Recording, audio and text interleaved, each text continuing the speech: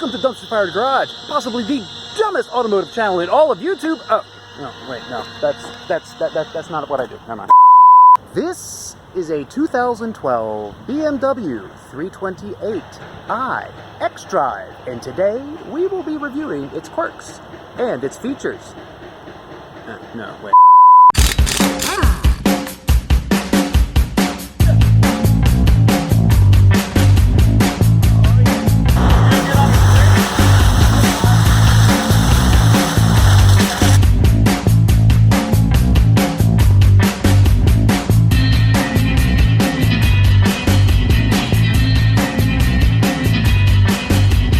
Give it the beans, full bore.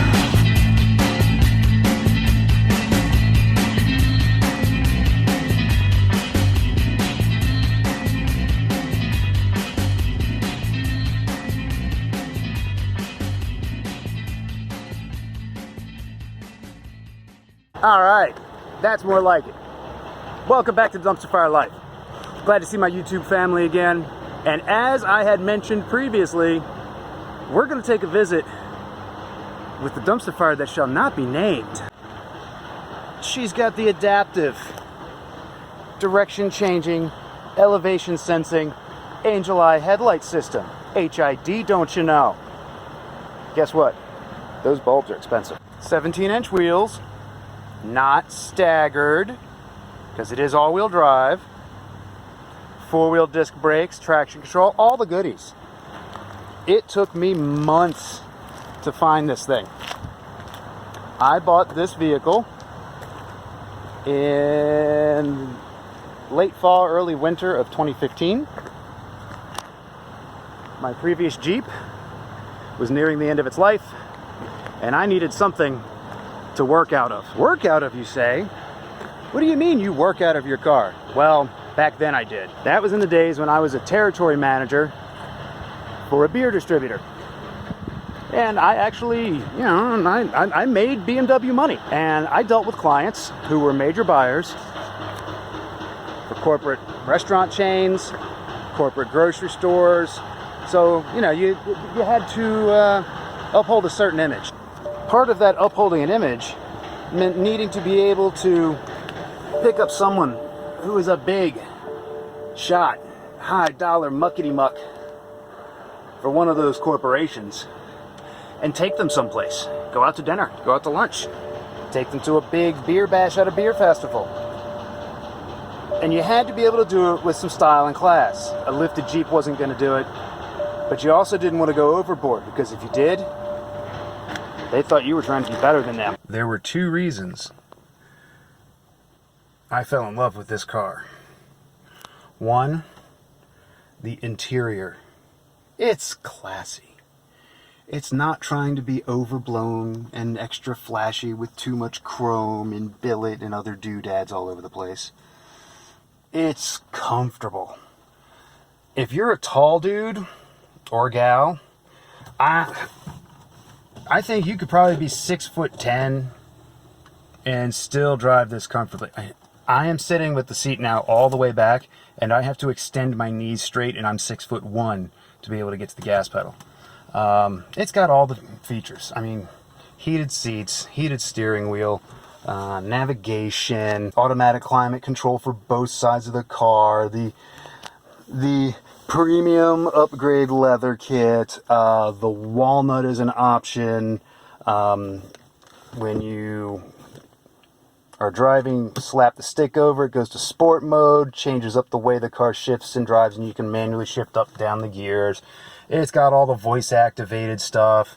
It's got the cruise control. It doesn't have the radar. It was 1 year before they did radar.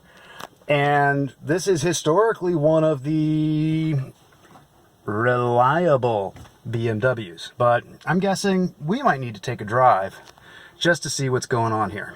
Ooh. What's that? Blue smoke? Is that me? Yep, that's part of what's happening here. Let's go ahead and run it down the road a little bit. It's funny. As much as I love to hate this car, I still do love it. The steering weight, it's just right. They've got the the amount of caster on this thing that provides the, the stability and the return to center, it's just the right amount of feel. It's just the right amount of power assist.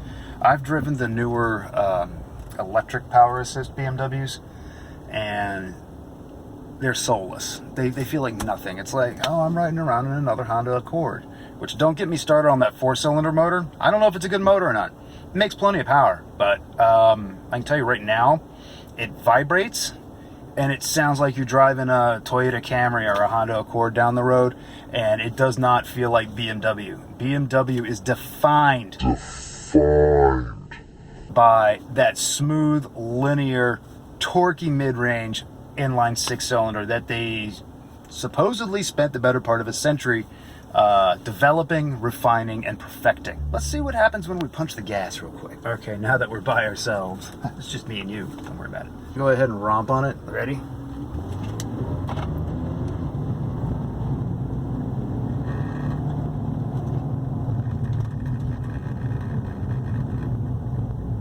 That was all oil smoke. And now it feels like it's running on 3 cylinders. Reason number 1 why this thing is a giant turd. Oh, turd. Turd. This is bad. Oh, we gotta turn the hazards on. This is getting entertaining.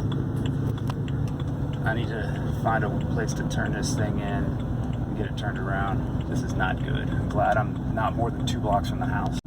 Alright, I got it spun around. And she is chugging and chuffing. Yeah, of course the service engine light is on. I mean, one of these things is almost always on. Let's see if we can get it back into its parking space at home base next to DF1, and we'll talk about why not to buy one. Barely in the driveway. I might have to push it the rest of the way.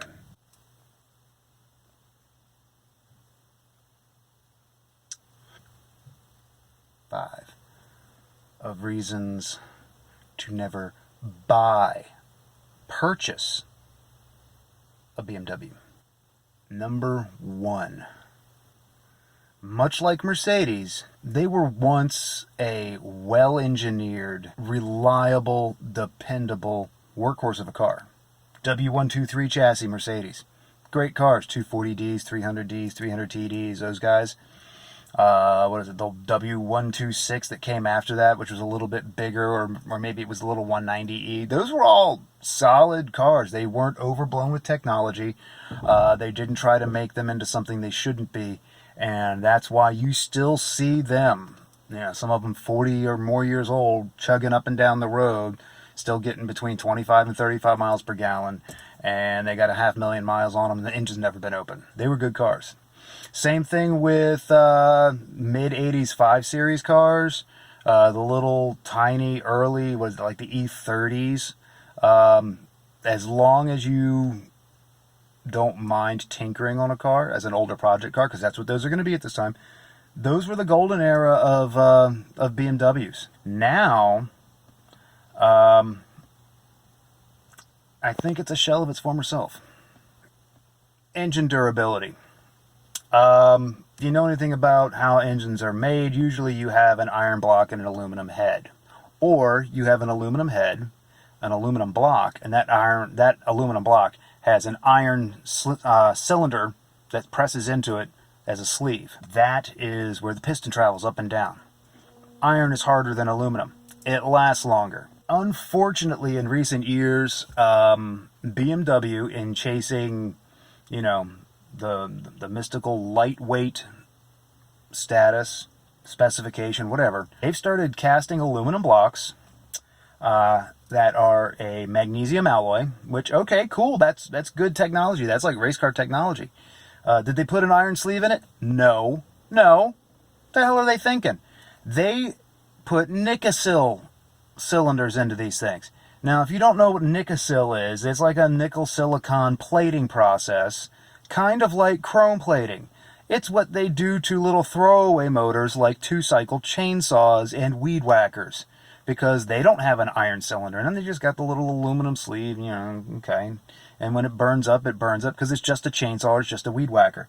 Well, they're doing that with their modern motors. It's just one of those things. If you want to drive a vehicle for, 300,000 miles, ooh. Hi, dumpster fire one. It's not going to be one of these motors, I'll tell you that right now. Depreciation and or resale value. This is a double-edged sword. When I bought this car, it had 33,000 miles on it. It was a BMW corporate lease car. So that means it had BMW factory service on it, and it was a certified, pre-owned through one of the DC area BMW dealers here. And, it had, a little extra warranty added to it and all this other stuff and the free service and things. Now, as best I've been able to figure, optioned out the way this car is set up, walnut trim, iDrive, cold weather package, premium leather, headlight washers, Angel Eyes adaptive headlights, all the different doodads. I want to say it was an upper $50,000 car. It was an almost $60,000 car. When I bought it, I'll go ahead and I'll be right up there up front with you. I paid $22,000 for it. Comparable cars in the market were 26 to 28. Why was this one cheap? Why, do you ask? Anyway, inside the console, it's full of either spilled nail polish or makeup with glittery stuff in it, and you could never get it out. She apparently liked to smoke some really stinky cigarettes, and it was stuck in here. The dealer had apparently had the car for at least 8 months, because it was on like a 24-month lease, I think, either that or a 30. It came off lease, and the dealer had it for 6 to 8 months, and that was just them trying to air it out because it stunk like cigarettes. Well, I got them to I told them if they want to have me buy the car that they've been trying to get rid of, I'll buy it. But before I take delivery, they're going to have a specialist odor detail guy come out. And you know what? It worked. You know what? When you open the door, it smells like a BMW. That leather and wood and whatever else goes into BMW smell. Yeah, going back to the depreciation on it, that's part of why I got such a good deal on it. But to be 2 years old and go from nearly $60,000 to low to mid-20s, that tells you something. People out in the world aren't willing to pay for one of these cars. And there's a reason for that. And here's where it comes in. What number are we on? 3? I guess we're on 3. But we'll call this 3 for now. Upkeep. When you have your dealer service plan, hey, that's not bad.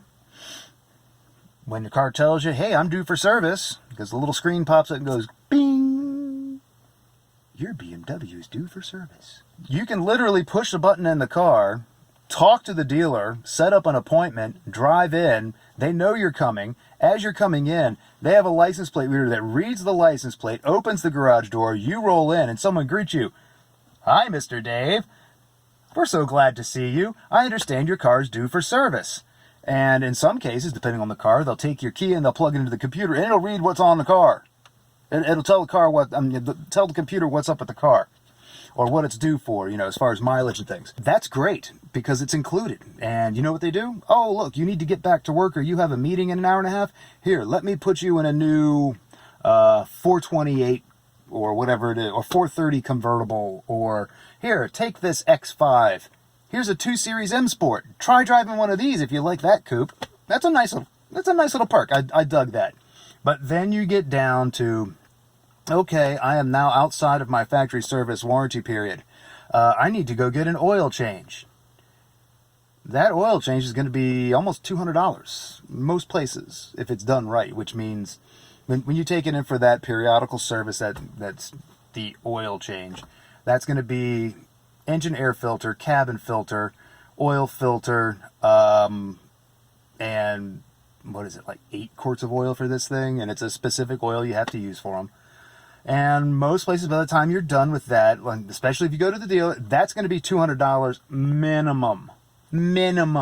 And then other places, between $130 and $200, depending on who you go to. brake job. Okay, hey, look, you've got 40,000 miles on the car and you're still inside your service plan at the BMW USA or the dealer or whatever. Pull it in, again, you get a loaner and they slap brakes on it and give it back to you and charge you zippy. Hey, look, my brake pad wear indicator thing came on saying I need new rear pads. You'll go through rear pads faster than front pads. It's a traction control thing. And then you pull in and they need to do a set of pads, a set of rotors, and a set of sensors. The pads will be $150 in parts. The rotors will be $200 to $300 in parts. The sensor will be probably $50 to $100 plus an hour labor. That's what they at the BMW dealer will charge you.